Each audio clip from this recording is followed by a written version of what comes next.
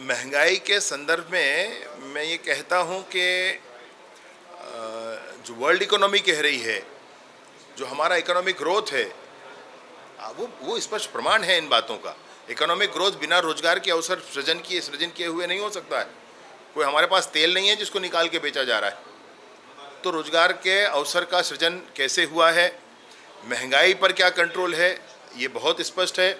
सरकार कितनी सुदृढ़ होकर चल रही है यह भी है, और सरकार इस बात का भी हिसाब मांगना चाहिए कि 2014 के बाद जब से ये सरकार बनी है, अमित शाह जी हमारे देश के गृह मंत्री भी बने हैं, तब से लेकर के आज तक कोई बम नहीं फूटता है अब देश में, कोई आतंकवादी घटनाएं नहीं हो रही।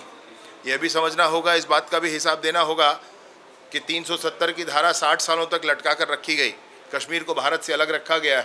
अब कश्मीर पूर्णतः भारत में आया है 370 की धारा हटने के बाद। इस बात का भी हिसाब हम देंगे। हम इस बात का भी हिसाब देंगे कि 500 वर्षों तक भगवान राम के मंदिर को किस तरीके से जनमानस के साथ दूर रखा गया। भारतीय जन्म चेतना के प्रतिमान प्रभु श्री रामचंद्र जी के मंदिर को किस तरह से रोका गया, उस बात का भी हिसाब हम देंगे। जब हम हिसाब देंगे तो इस बात का भी हिसाब देंगे कि कैसे 35 किलोमीटर से 45 kilometre national highway per day बन रहा है।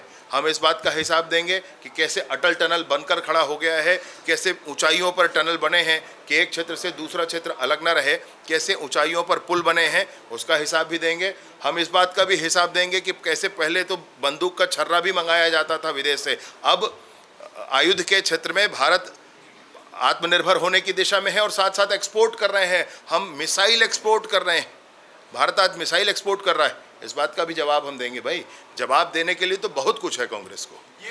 जी, माननीय केंद्रीय गृह मंत्री जी का आगमन छत्तीसगढ़ हुआ है। ये पहली संगठनात्मक बैठक के लिए वो कोंडागांव गए हैं और उसके बाद जांजगीर में एक बड़ी जनसभा है, उसको माननीय गृह मंत्री जी माननीय अमित शाह जी संबोधित करेंगे।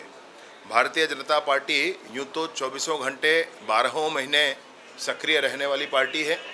हमको किसी पार्टी को हराने के लिए हम लोग काम नहीं करते हैं, हम भारत के वैभव को बढ़ाने के लिए काम करने वाले लोग हैं और इसलिए हम सदैव सक्रिय रहते हैं।